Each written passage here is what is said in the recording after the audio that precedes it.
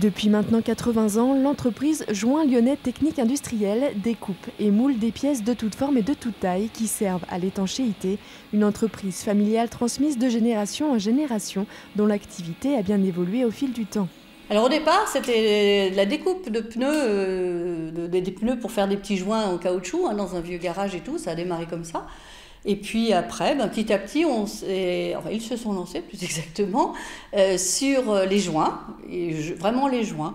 Et puis pour s'adapter, une PMI, je vous rappelle que les joints sont vendus 3-4 chiffres après la virgule. Donc pour évoluer, il faut avoir d'autres matières et d'autres process. Une modernisation des machines qui a permis une diversification de l'offre, mais c'est surtout suite à la crise économique de 2008 que l'entreprise prend un tournant important, celui de l'international. Là, quand on a commencé à voir que les grands groupes français industriels commençaient à partir à l'étranger, que c'était compliqué, il fallait se poser des questions, on ne pourrait pas se développer sur le marché intérieur. On a commencé par suivre quelques clients à l'étranger, tout en essayant de s'adapter. Et puis on a travaillé beaucoup en sortant des chantiers battus, parce que je crois que tout le monde ne l'a pas fait, en travaillant sur ce qu'on appelle les portails internationaux.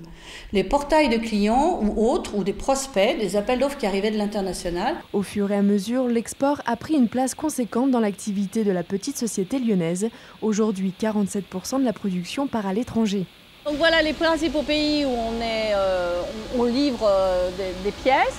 Donc notre premier partenaire reste l'Allemagne, mais on livre sur toute l'Europe de l'Est. Nous livrons aussi quelques pièces en Russie, en Chine. On livre à Dubaï, on livre beaucoup en Inde maintenant, de plus en plus. Que ce soit dans le domaine de l'aéronautique, du ferroviaire, de l'hydraulique ou encore de l'automobile, l'entreprise s'adapte au marché mais aussi au pays. C'est ça, savoir s'adapter à chaque vision que le pays a de lui. Parce qu'en Pologne, ils n'ont pas les mêmes besoins qu'en Chine ou que dans les pays chauds. Vous ne pouvez pas livrer les mêmes matières, donc vous ne pouvez pas livrer les mêmes produits.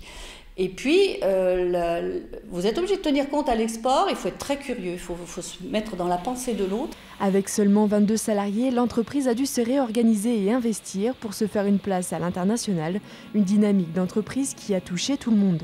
C'est pas en restant dans son petit monde qu'on évolue. Ça fait voir plein d'autres choses, ça fait évoluer, ça fait bouger, même les gens dans l'entreprise. Globalement, ils sont heureux, quoi. Ils sont heureux parce que on avance, on voit avancer. C'est des choses différentes, c'est des produits différents. Ils voient arriver des matières différentes.